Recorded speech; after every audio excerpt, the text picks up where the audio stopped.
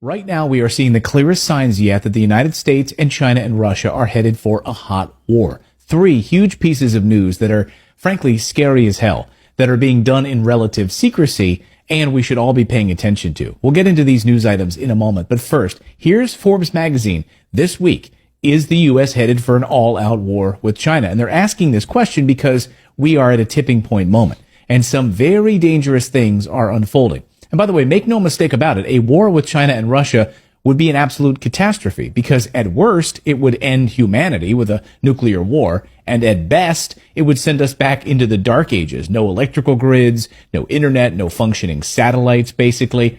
And these morons in Washington, D.C. seemed hell-bent on making this happen.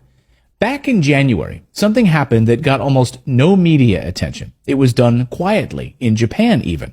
The Japanese government started paying fishermen to stay away from one particular small island that was close to China. Here's what happened. Japan's defense ministry began construction of a new base on Mageshima, an island in southwestern Japan, on January 12. Ministry staff and construction workers took a boat to the uninhabited island. The base will also be used by the U.S. military for training. Oh, the U.S. is coming. According to the Japan Times, the U.S. just took a huge leap closer to China's doorstep. Instead of doing military drills 1,000 miles away on that other island, now they can do them straight up China's ass without having to use mid-air refueling to do it. That was 9 months ago. Then, as we reported this week, the Biden administration is laying the groundwork for bringing back the military draft for young men in the United States. That's right. This is not a fantasy. According to the documents from the U.S. Army War College's plan, they predict that the United States will lose 3,600 soldiers per day in casualties when we start fighting China and Russia. And they say we need the draft now because we won't be able to replace those kinds of numbers without it. Taking 3,600 people per day and throwing them into the meat grinder. They admit this right in black and white, right in their documents. And members of Congress are calling for it. Everything that we're seeing over the past few weeks is coming to a boiling point. It all started in earnest, though, over 10 years ago during the Obama administration in an effort to strangle China. Of course, it goes back much longer than that. We can see that China is the basic cause of all of our troubles in Asia. But it really ramped up under Obama in 2015, when it was clear that China would become America's biggest economic and strategic threat. When China announced its Belt and Road Initiative, its partnership with the Middle East, with the rest of Asia to build roads and bridges and trade, Obama then went into high gear. Journalist John Pilger even predicted it and documented it in his amazing documentary, The Coming War on China, where he shows how America's goal is to cut off China's lifeline to oil, gas, and raw materials, strangling China economically, while at the same time surrounding China militarily, building over 400 military bases surrounding China. We need an enemy for all this money, and China's the perfect enemy. I pity a country that would come up against us. We get better and better and better. China's economy is slowing rapidly, thanks in part to U.S. sanctions. It's all going according to their plan. And China is getting desperate. And remember, desperate people do desperate things. Do you believe for a second, by the way, that China's going to sit back and take this? Of course not. If you listen to the neocons in Washington, it's China that's provoking the United States. And the United States building military bases on China's doorstep can lead to regime change, an overthrow of Xi Jinping and the installation of democracy. Here's neocon warmonger Bill Kristol. A willingness to intervene to seek regime change is key to an American foreign policy that benefits America. I think this is correct.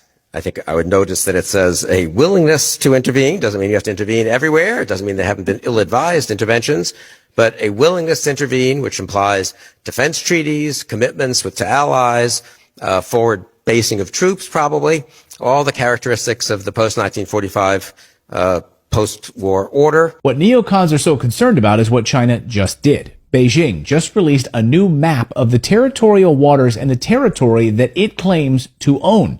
This new line of territorial land and waters could be seen as the natural response to being surrounded by U.S. military bases and being sanctioned into a recession, a big chess move by China.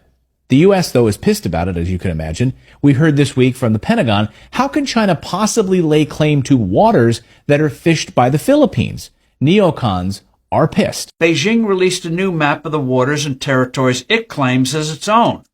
This document, dubbed the -10 line, is the most aggressive one yet. As in previous such exercises, China says most of the South China Sea, a critical international waterway, belongs to it. It's not just maps that are worrisome here. China's overtly aggressive actions in this region continue. Freedom of the seas has been a core U.S. principle for over 200 years. China is challenging that fundamental part of our security foundation. China pushing for war? Really? Meanwhile, some experts believe what the U.S. greenlit this week could bring us closer to war than ever before. The U.S. just announced a massive new military replicator drone program aimed squarely at China. Now, Kathleen Hicks from the Defense Department says China has too many ships, and they can make them faster than we can. We can't keep up.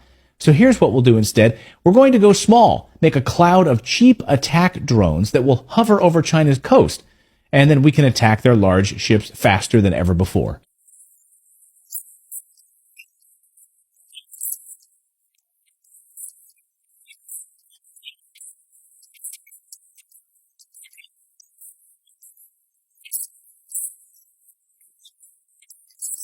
So that happened during the same week the Biden administration started labeling China as our biggest threat publicly. Clown Antony Blinken was out there in an interview, said China wants to dominate the world. We need to be prepared.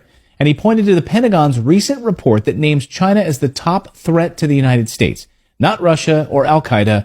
No, it's China. And then suddenly this week, out of the blue, the Biden administration suddenly recognized the sovereignty of two Pacific islands and said, yep, we now recognize you as your own countries, the Cook Islands and the Niue Island. Now, the Biden administration has deemed you to be sovereign nations. It's like being crowned or knighted, by a king. Can we now build military bases on you, pretty please? We just gave you sovereignty, basically. Can we build there, please? You can't make this up. That's exactly what happened. We give you nationhood, and we want to build military bases there. Of course, all of this is coming to a head over Taiwan. The United States sending military equipment to Taiwan is not going to fly. China at the United Nations this week said, do not underestimate us and our willingness to take over Taiwan, which of course is their own land to begin with. And the United States even recognizes the one China policy. China this week sent military vessels surrounding Taiwan. They sent 9 aircraft, 5 vessels in a show of huge military force on the island. It was a message. Don't even try it. So we are in a tipping point moment right now. Is a war coming to the Pacific? And what happens next will determine who is the leader of the new world order. Will it be the United States in a continued role, or will it be China? Let me know in the comments below what you think. So that's the news update part of today's video. Now I want you to pay attention to today's sponsor, which is tied directly to the world's fight over oil and energy resources right now. This battle between China and Russia and the Belt and Road Initiative is huge. This company is called SolarBank Corporation. Now pay attention to this if you're an investor. Here is their ticker symbol on your screen. SUUNF. Now, the stock price as of this recording on this Sunday is trading at $5.95. It's up 26% this year already. And we just got an analyst price target on this stock at $14 a share. Yes, those aren't my predictions. Those are analyst predictions saying this stock is going to go from $5 up to $14 a share. And I'm going to show you why they're making this prediction, by the way. And they made this price target prediction before a huge piece of news was even announced, which I'll get to in a minute.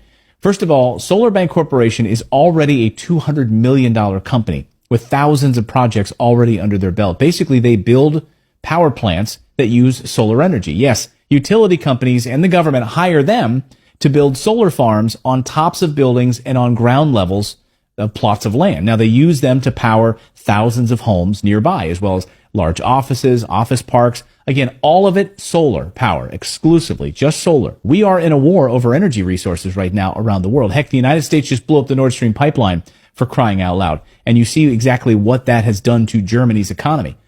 And President Biden has literally done the stupidest thing possible and emptied our strategic oil reserves. One economist last week said that the United States is playing with fire now that our oil reserves are gone. The writing is in the wall, and the West is moving towards clean energy, solar projects in the biggest way possible, even if you don't like that idea. That's what's happening. They're investing trillions of dollars into this right now.